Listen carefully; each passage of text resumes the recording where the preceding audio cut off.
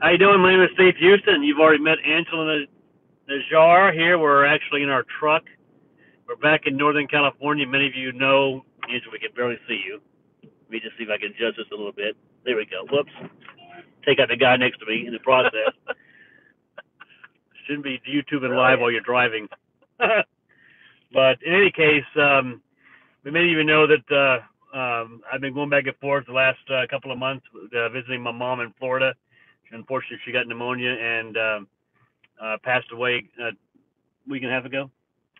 Oh, yeah. 2 weeks ago, week and a half ago, and we were at the service this past weekend, and so the title of this video is why we don't quit mortgage session, and really it's all about time. I sent an email out a couple of weeks ago about the value of time, and one of the things you get kind of introspective, is that the right word? Introspective. In situations like this, is you realize, looking back on things, how time's the one thing we can control in terms of how we spend it.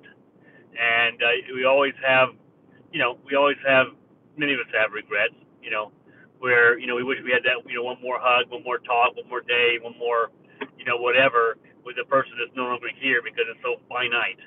And, if we're working for the job and there's no residual aspect to what we're doing, we very rarely have that opportunity. So to build something that when that, number one, first thing is to build memories, obviously, to have time to build memories, do things, spend more time with people. And the second thing is to be able to get to a point in your life where you don't have to wake up every single day to re-earn your living. And, I think that's, it's mortgage section or final expense related, but it really is more about, you know, doing whatever it takes to make sure that what you're doing is you're able to leverage and build something so that you don't look back and times like these where you realize that you've sacrificed a lot of things that you now regret because you had to report back to work. And I can tell you from my personal experience, and I don't want this to be a real downer video, but I left mom 2 weeks ago on a Sunday, I think it was. I can't remember now, Angela, but we're not wealthy people. We've been doing this a long, long time. We're fortunate enough to have some great agents on our team, and we also are decent producers ourselves. We have a residual income coming in, and also the leverage income with our team aspect with building an agency. But we're by no means wealthy. I mean, obviously we don't have a bottomless bucket in terms of finances. So I would just be open and transparent, like I like to be on this channel. Is I left on Sunday or Monday, whatever day it was, and mom was failing rapidly. She wasn't she was kind of in and out, but she knew I was there, and I can tell you that looking back on that situation, I told this to you, Angela, is that it was very, very difficult. It's an emotion I never really experienced because by choice, because again, I had to get back to work. The hotel bills, rental cars, just the cost of being on the road was mounting. A couple $100 a day to be there and be with mom, and I also need to get back to work and take care of my my business and help our agents. So the truth is that I let go of her hand. What happened would end up being the last time that I would ever see her, and I did it because we're not rich, we're not wealthy, and we had I had to get back home. I had to get back to my business and get back to production and everything else. So I think the moral there yeah. is that while we still have to make those same decisions, we still have to make the same financial decisions that for the most part, a majority of the population has to make, and that we couldn't just drop everything and both of us go and sit with his mom and wait it out. That's a but good by point. the same token, if money wasn't an option, we'd have both been there. right. And you had to stay back home because, again, money does still control us to a certain extent. Right. But that being said, we were very blessed that, Steve was able to, that we had the financial resources because of the time that we've worked and certain sacrifices that we've made that, we got the phone call. I think it was on a Monday night, and on Tuesday night, Steve was on a plane to Florida and was able to be there for a full week. And while he was there, not to have to worry about, the finances or the business. And then the second blessing really came that, when she did pass, we had to pack. We packed up, and we knew that we were going to be gone for another week. More hotel bills, more rental car bills, more eating every single meal out, spending time with family that we hadn't seen in a long time, that didn't have, we both, but Steve has family that, they don't have a lot of financial resources. And so it was a blessing to us to be able to take, a couple of really large groups of people out and pick up the check. So there's a balance in there for where we're at right now. But I think what the point here is that some of you don't have that balance at all. You find yourselves very tilted in the direction of not having any resources. And, you can't go down to the grocery store and buy an apple and stare at the apple and will it to be an apple tree or an apple orchard. You have to take it home, plant the seeds, cultivate the seeds, anticipate for loss, wait, right? You have to keep working while you're waiting. And then you have something that will generate a resource for you. But you have to invest the time and the resources on the front end to have the gift of time on the back end. And we talk about that a lot. And we have both been very blessed in the last 2 years with our life, that we have seen lots of those blessings kind of culminate themselves and come to pass, because we're at the age in our lives where this is happening, unfortunately, much more frequently. I mean, 4 days later, a good friend of ours in Florida, a good friend of the family, her mother died. Yeah. My grandmother is sick. So these things start coming up in life. My sister's daughter. My sister-in-law's daughter is very ill, gravely ill. And, we know that we'll have to start putting credit cards down again. The only thing that I don't know if you and I discussed this, the one thing that I knew while we were gone, and while the credit cards were just swipe, swipe, swipe, was I knew that we were in an industry where we could come home, and no matter what had happened. I think that's a very good point. Actually, we spent almost $8,000 on credit cards in a couple of weeks, just in traveling expenses. But again, going back to what you're saying, we're in an industry where we get paid very, very, very well. Mm-hmm. That's 2 or 3 applications. You can pay it off in a night. Yeah, I knew that we had the ability to come back and in 30 days make that financial stress go away. Yeah. We're good friends. We're good friends with Citi now. We're besties with Citi. It's the old time versus money trap. I've talked about it for years, and I know this is probably not why you're on this channel, but I think it makes a difference. If you've got to know what you're fighting for in this industry, because it's not, it's a simple business, but it's not an easy business. There's other things you can do that are easier. There are very few things you can do that will pay you as well. Mm-hmm. We get paid very, very well. It's the only $1 trillion industry on the planet. It's growing, and it's something, if you learn the basics and you're willing to push past failure to find success, and that's not easy. You have to check your I quit factor, because a lot of people, when it gets tough and they go several weeks without closing a sale, or they buy $200, $300, $400 worth of leads, and they don't close, they don't book any appointments, they're ready to throw their hands up and quit. And if that's the case, you probably ought to get started, because it's worth it to push through that. There's an old saying that I use all the time, and that is the surest way to success is to be determined not to fail. Most people think that when they run up against some obstacles, that's a sure sign it's not for me. I hear that all the time, Angela. I get like 10, 15 calls a week. Well, I've decided it's really not for me. Then what is? What are your options? Going back to the job, you're never going to have control over time and money working at a job. Never. So it's, you've got to really define why you're doing this. It can't be some surface level, I like insurance or whatever it is, or I'm going to try it out, or I'm going to stick my toe in it. You've got to be committed that, number one, what we do matters. We serve people. We protect people's families, and that's an honorable thing to do. We get paid very, very, very well to do it, and that's a great reason. It's not a good enough reason. You've got to figure out what's in it for you. You know, what drives you. And for me, it's again, we were able to, like Angela said, we're not wealthy, but we're in a position where it wasn't a decision. We got to call on Monday night. I was on a plane on Tuesday, and it was a one-way ticket. It was a one-way ticket. I didn't know when I was going to come back. You know, it could be weeks on the road. That's very costly. It was, you know, like I said, it was $7,000 or $8,000 over the course of a couple of weeks that we ran up on credit cards. But again, as Angela says, we get paid so well. We knew that we could pay that off. But you know, and during that time, even when I came back and we went back down for Mom's memorial service, Angela, we still were able to leave, and we had daily deposits coming in to our account on our business. You know, on the personal business we wrote, that was still being processed. Also on our residuals, and also on our team.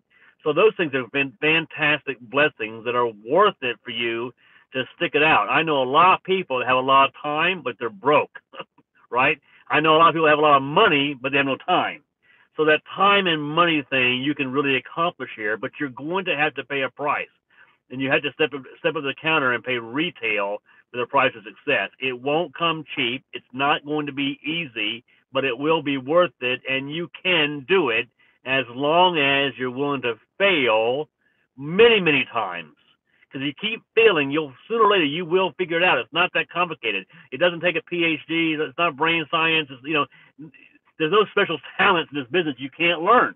Mm-hmm. There isn't. I don't know anybody that was born for the insurance business. No, you just have to be willing, I think, to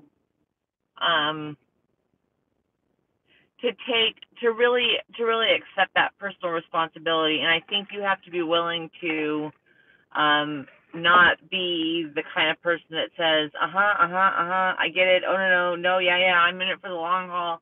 I get it about leads. Until they get a policy to decline and they're out. Right, and then they're out. Or, you know, we'll talk about it and people say, excuse me, we just had lunch. Steve will talk with, you know, new agents that he's bringing on and talk about the need to invest and buy leads, that you're going to have some runway in front of you to be able to purchase leads and get yourself kind of ramped up. And I can't tell you how many agents I hear that say that, okay, I get it. Absolutely. I totally understand that. And then I see their first leads purchase come through, and there's like 12 leads on it. And you set yourself up for failure. You're just setting yourself up to fail and be disappointed. Again, it's $250 a week, 250 dials to set 15 appointments, to see 10, to write 5 applications. That's really a good basis. And if, you know, again, that goes back down to your commitment level. Your wallet follows your heart, and your determination. If you're trying to make a financial change in your life, to where you never ever have to be a slave to a job or a boss again. So when someone's sick or you got to do something, you can immediately get on a plane and go. There's a price to pay for that, and it's more than $13 worth of leads. Right, and you're going to have to make a sacrifice. I will say this. This is not a get rich quick scheme. No, it's not. It's get rich the right way and do a lot of work. Rich in money, rich in also in time. Right. I mean, you and I could go out there and make all the money we need to make, and live very well, and we do, working 2 nights a week, maybe 3, worst case scenario. If we use 1 day as a rollover day, so things get rescheduled. 2.5 days a week, maybe 3. Yep. To make a lot of money. I mean, more than 6 figures in personal production. What is that worth? I mean, some people are working, Angela, some people are working 5, 6 days a week to make $25,000, $30,000, $40,000, $50,000, and they have no life. They're a slave to their job. They have no. Their family is suffering. They're going through divorces. They never see their kids. All that stuff. So again, I can talk about this for hours. You've got to figure out what money is going to buy you and how much you're willing to sacrifice short term to get yourself there. Because it's not going to be easy, but it will be worth it. And you can't use the excuse, it's not for me or didn't work for me. It works. There's a lot of people in this business making multiple six figures, no team, no overrides, on their own pen, just running leads and working. Look, we have a product that everybody needs.